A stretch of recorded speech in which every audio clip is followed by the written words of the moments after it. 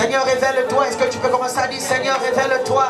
Révèle-toi à moi et révèle-moi à toi.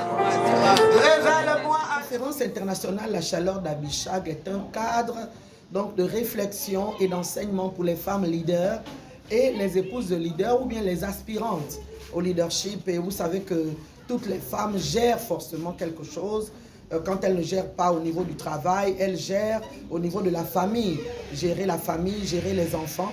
Et c'est pourquoi pour ce soir, pour la première soirée, nous avons expérimenté la découverte du personnage d'Abishag. Abishag était la dernière épouse, on va dire, du roi David, mais cette épouse-là était une jeune fille vierge que le roi David n'a pas vraiment connue sexuellement, parce qu'elle n'était venue que pour réanimer, réchauffer le roi David par sa proximité. Elle dormait, comme on dit, dans son sein, sur le conseil donc des encadreurs qui étaient au niveau du palais royal. David étant mourant, c'est Abishag qui l'a réanimé et lui a redonné la vie.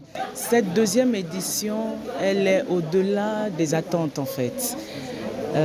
J'ai assisté, j'ai pris part à la première édition et quand je regarde aujourd'hui, je fais une analyse et je fais un rapprochement de la façon dont la thématique a été abordée. Je vois qu'il y a une grande progression et le Seigneur nous amène quelque part. Vraiment, je suis satisfaite de ces moments pour cette première journée parce que je me demandais en fait sur quoi on allait s'intéresser. La femme doit saisir les saisons.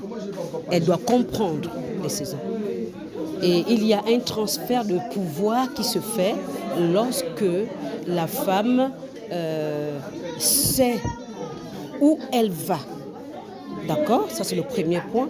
Et le deuxième point, j'ai aussi appris que la femme, c'est Ezer. Ezer qui veut dire secours. Et lorsque une femme est un secours pour son mari, pour son époux, elle n'est pas le genre de femme qui attend que le mari lui apporte tout. Mais c'est une femme qui se bat. C'est une femme qui se démarque par le fait qu'elle apporte aussi quelque chose à la maison. Et Abishag, c'est l'image de la femme qui, au-delà du mariage, de rapports sexuels, peut donner la vie à la société. Parce qu'il y avait des enjeux royaux de succession entre David et Salomon à cette époque-là. Aujourd'hui, nous sommes à la transition et nous avons vu que nous devons transitionner nous-mêmes. Nous sommes à la croisée des chemins, à la croisée des générations.